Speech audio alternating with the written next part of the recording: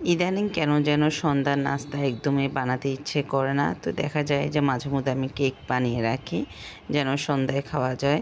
সকালবেলা থেকে কাজ শুরু করে দুপুর পর্যন্ত কিন্তু বিকেলবেলা একদমই কাজে কোনো আগ্রহই থাকে না আমার। বাচ্চারা যেহেতু নুডলস বা ওদের জন্য ড্রাই খাবারগুলো রাখি, যেমন বন, পাউরুটি এ ধরনের খাবার খেয়ে চলে যায়।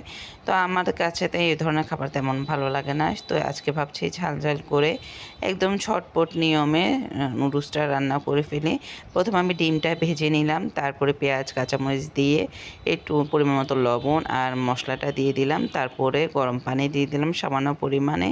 তারপর নুডলসটা যখন সিদ্ধ হয়ে যাবে তখন নামিয়ে ফেলবো। এটা আমার কাছে মনে হয় যেন খুবই ইজি। সিদ্ধ করার ঝামেলা নেই। এটা আপনারা ট্রাই করতে পারেন। খেতে খুবই ভালো লাগবে।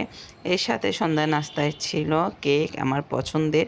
উপরে চকলেট গানাশ দিয়ে আজকে কেকটি খেলাম, খুবই ভালো লাগলো। আর কেক বরাবর আমার খুব পছন্দের খাবার বলা যায়। তো আলহামদুলিল্লাহ আজকে সন্ধ্যার নাস্তা খুবই মজা করে খেলাম। সবাই ভালো থাকবেন, সুস্থ থাকবেন। আসসালামু আলাইকুম।